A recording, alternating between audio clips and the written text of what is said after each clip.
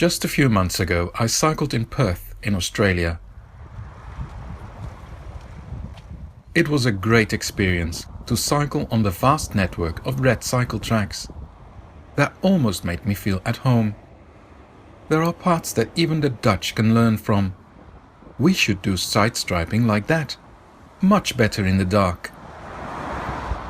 This was the first time I've seen bike tools available at a busy cycle intersection. What a great idea! Oh, and to be able to park your bicycle on the train platform itself. A luxury.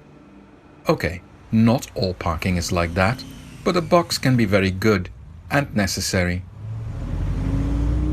Wrecks obviously don't provide the necessary safety that covered bicycle parking does. Unfortunately, the network of red cycle tracks has its downsides. It is shared with pedestrians, which can get unpleasant when there are a lot, as on this bridge. The network is also not dense enough to get you everywhere. There are really big roads, a lot of which do not have any cycling provisions, or they are totally inadequate, to stay polite. This is useless paint, and the woman cycling on the sidewalk seems to agree.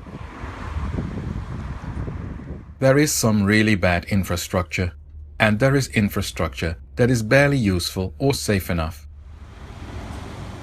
What is especially striking is the fact that on most junctions you are on your own. There is no protecting infrastructure where you need it most.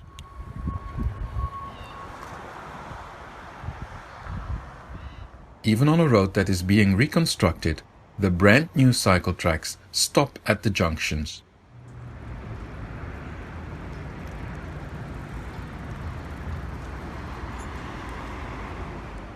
However, when it comes to intersections for cycling and walking, the answer is sometimes over-engineering.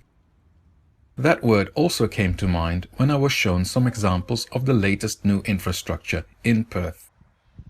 In very quiet streets, the city is testing different versions of safe active streets. Sometimes just sharrows, signs, and pinch points.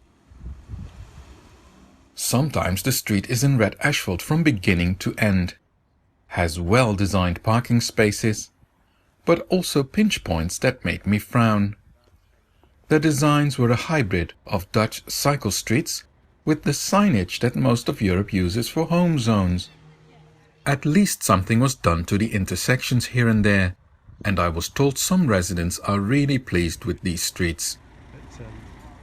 I was more impressed with another project in the city of Joondalup.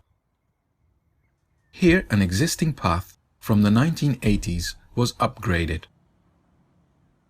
It is a wide path that has safe underpasses and overpasses,